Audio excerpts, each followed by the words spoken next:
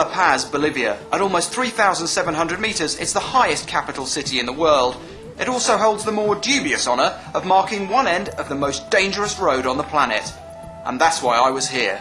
First thing I noticed is the way the altitude just smacks you in the chest. As soon as they open those aircraft doors, it was like somebody giving me a great big punch.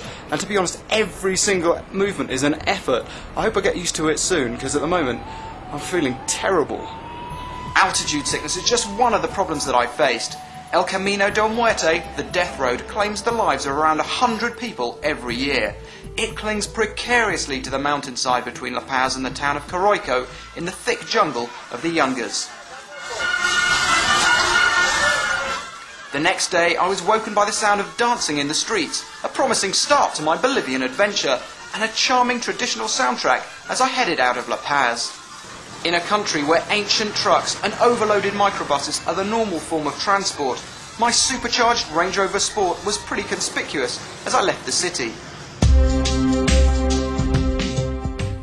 With the prospect of a 70-kilometre drive on a narrow track, with sheer drops of over 1,000 metres and not a crash barrier in sight, it was reassuring to be behind the wheel of a car with impeccable credentials.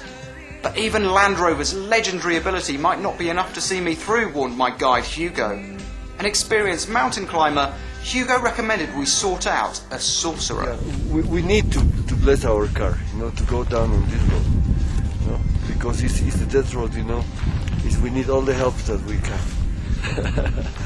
Esteban, the sorcerer, then conducted a bizarre ritual to bless my journey.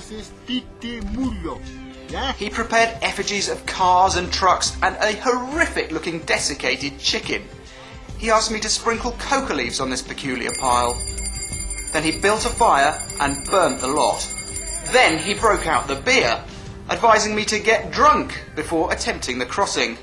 Funnily enough, I declined, and we sprayed it around the fire instead. I headed off, a few dollars lighter, but with the gods on my side.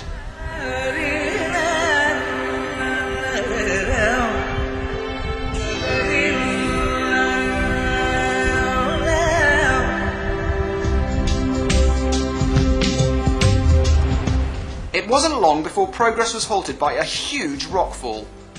And judging by the equipment being used to clear it, the road was going to be blocked for some time. Eventually they let me through, but just a few miles up the road, another huge landslide blocked my path. I hardly dared think what would have happened if I'd arrived just a few minutes earlier. Maybe the sorcerer had done his job after all. This time the equipment was rather more impressive, and the road crew soon had the way clear.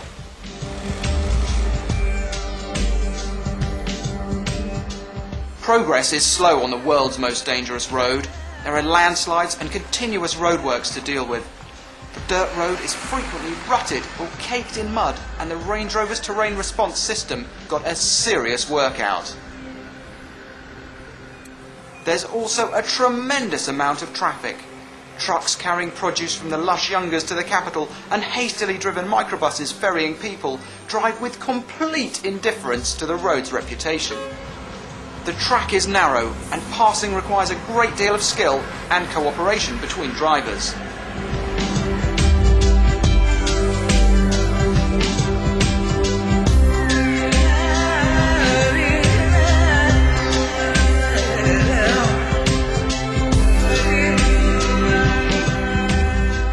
It's not surprising that accidents happen. The drops are terrifying. A minor misjudgment and I'd be lost in the jungle hundreds of meters below.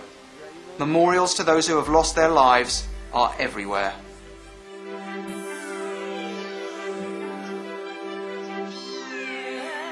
Well, here there was an accident, and probably a truck or a bus, from that. Come here, I will show you the clip.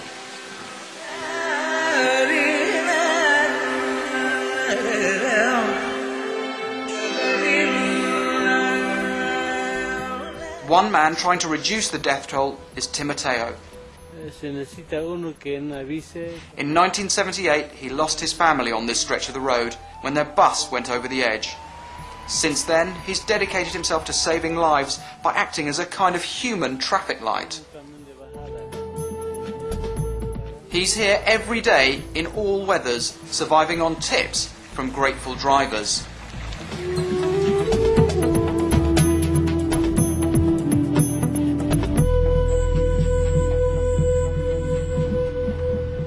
With Timoteo's help, I got past the most treacherous section of the road and completed my journey, and finally conquered the world's most dangerous road.